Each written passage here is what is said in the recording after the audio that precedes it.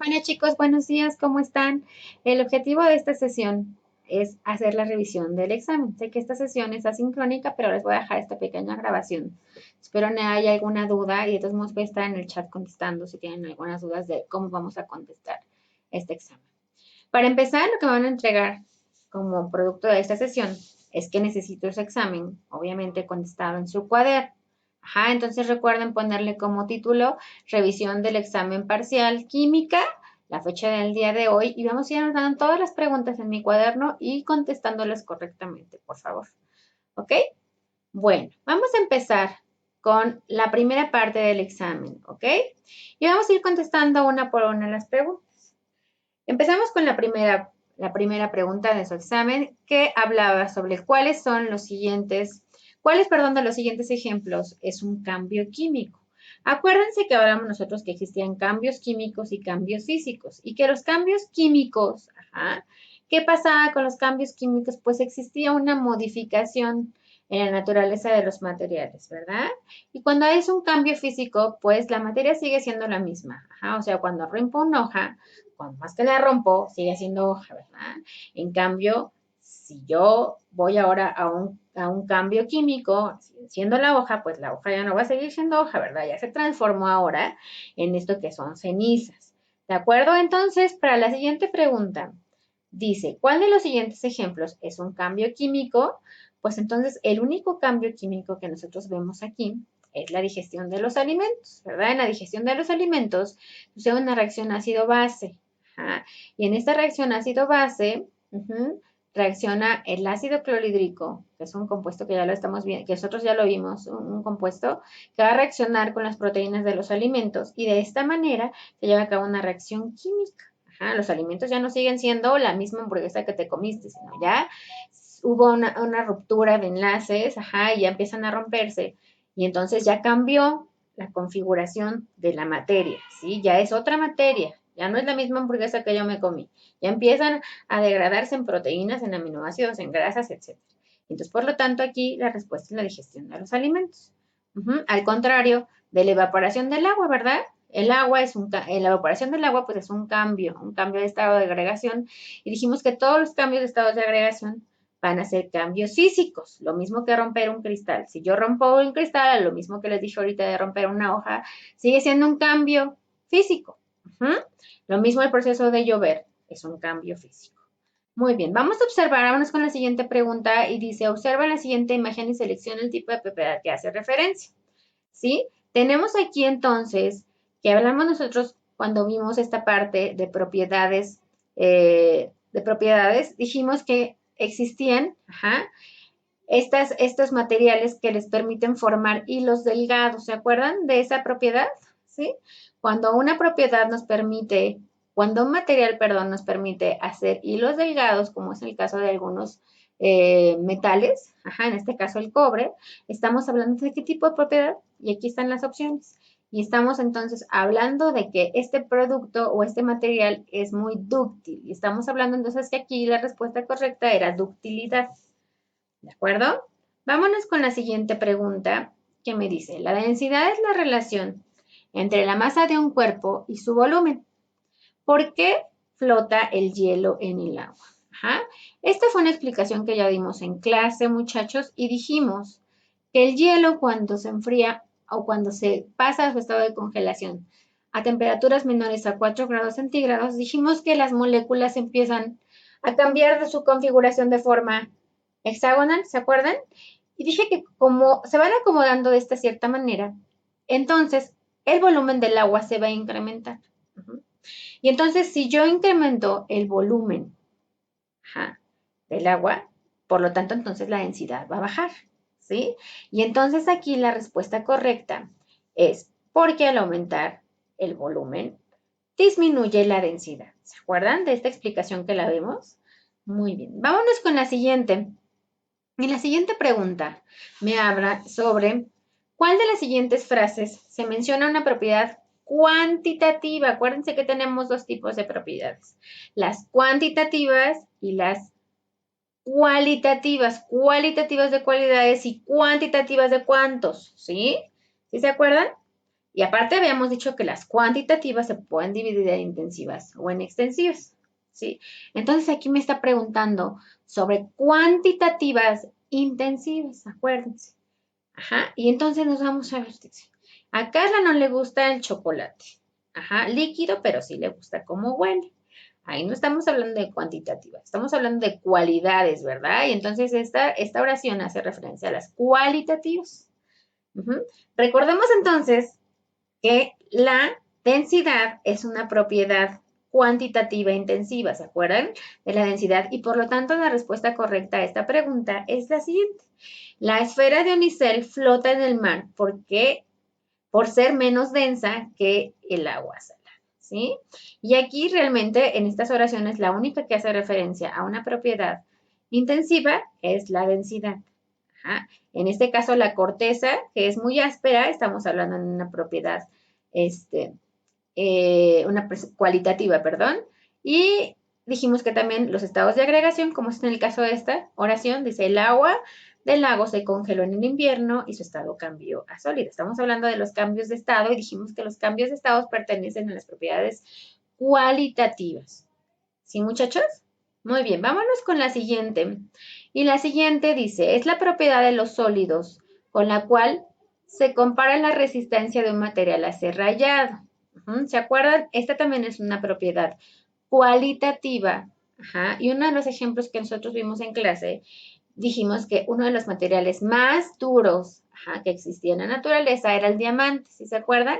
Y entonces estamos hablando de lo que es la dureza. Ok, vámonos con la siguiente pregunta. Y aquí me habla del tema que vimos sobre el modelo corpuscular. ¿Se acuerdan que hablamos sobre esta energía cinética que tienen las moléculas y los átomos? Y entonces vimos algunas características que posee cada estado de agregación. Y aquí empezamos con este que dice, estado de agregación de la materia que no tiene forma ni volumen propio. No hay forma ni volumen propio. La energía cinética de sus átomos o moléculas es muy grande. Ocupa todo el espacio del recipiente. Si es que lo metiéramos en un recipiente, ocuparía todo ese espacio. ¿Sí? Y aparte dije en clase que este estado de la materia podíamos comprimirlo. Ajá. Y acuérdense entonces de que yo les dije que si nosotros fuéramos partículas en la escuela, nosotros podríamos andar libres por todo lado, por todos lados, por la cafetería, por la biblioteca, por los salones. Y entonces estoy hablando del estado de agregación gaseoso. ¿Sale? ¿Sí? Acuérdense. Las moléculas ya pueden andar de aquí para allá, moviéndose por todos lados. ¿Sí? Entonces, acuérdense que la respuesta correcta, entonces, aquí estamos hablando del estado gaseoso. Muy bien. Vámonos con la siguiente pregunta. ¿Cómo ha contribuido la química a mejorar la calidad de la vida? Ajá, da un ejemplo y explica. Pues aquí podrían poner muchos ejemplos que estuvimos platicando en esta sesión, como es el uso, bueno, ya ustedes tienen que dar la explicación, ¿no? Pero a lo mejor, cómo ha mejorado la calidad de vida, el uso de vacunas, por ejemplo, podría haber puesto, el uso de, no sé, de algunos materiales para la elaboración de ropa, puede ser, el uso de ciertos detergentes, cómo ha ayudado, ¿no? Por ejemplo, en el caso de ciertos desinfectantes y demás, pues me ayuda a que eh, las bacterias, no haya crecimiento excesivo de bacterias en este caso y yo pueda tener, no sé, algunas superficies más limpias y evitar que me enferme. ¿Sale? Algo así como que tenían que darme la explicación y algo que haya mejorado la química en su calidad de vida. Si muchas veces es una pregunta abierta que ya ustedes yo las estaré revisando una por una. Uh-huh. Vámonos con la siguiente imagen y en la siguiente imagen, cuando nosotros hablamos de los cambios de estados de agregación, uno de los estados de agregación es este, que se ve aquí en la foto. Yo les conté que el hielo seco es una sustancia que sublima. Y entonces la respuesta correcta es sublima. Y entonces, ¿qué quiere decir este cambio? Dijimos que la sublimación es el cambio de estado de sólido, se ve aquí en la cucharita, sólido a gas, sin pasar, esto es muy importante, sin pasar por el estado líquido. Entonces, otra vez, la respuesta correcta en esta pregunta es sublimación. ¿Sí? Vámonos con la siguiente pregunta. Es todo aquello que tiene masa y volumen, es decir, que ocupa un lugar en el espacio. Todo aquello que tiene masa y volumen y que ocupa un lugar en el espacio, dijimos que es materia. ¿Sí se acuerdan de esta definición? Muy bien. Vámonos con la siguiente. Dice, observa la imagen. Yo ya le estoy observando, que ven un incendio, ¿verdad? ¿Qué está pasando aquí? Pues está consumiendo las cosas y va a cambiar la configuración porque ya no voy a tener árboles y ahora más voy a tener puras cenizas, ¿sí? Puras cenizas ahí porque pues ya está el incendio. Y entonces dice, observa la imagen y selecciona el tipo de propiedad donde la materia sufre cambios en su composición. ¿Y a qué creen que se refiere a ustedes? Dijimos que tenemos dos propiedades, las propiedades físicas y las propiedades químicas. ¿Y dónde es donde la materia sufre un cambio? Pues exactamente en las propiedades químicas, ¿de acuerdo? Ahora bien, vámonos a esta parte de los problemas y las conversiones. ¿Sí, muchachos? Y vámonos a ver el primer problema. El primer problema me pide que haga la conversión. Voy a ver si se alcanza a ver aquí el pizarrón, muchachos. Y vamos a hacer la primera conversión, ¿sí? Que es de 0.326 kilogramos. Lo quiero pasar yo a miligramos. ¿Qué voy a hacer? Fíjense muy bien.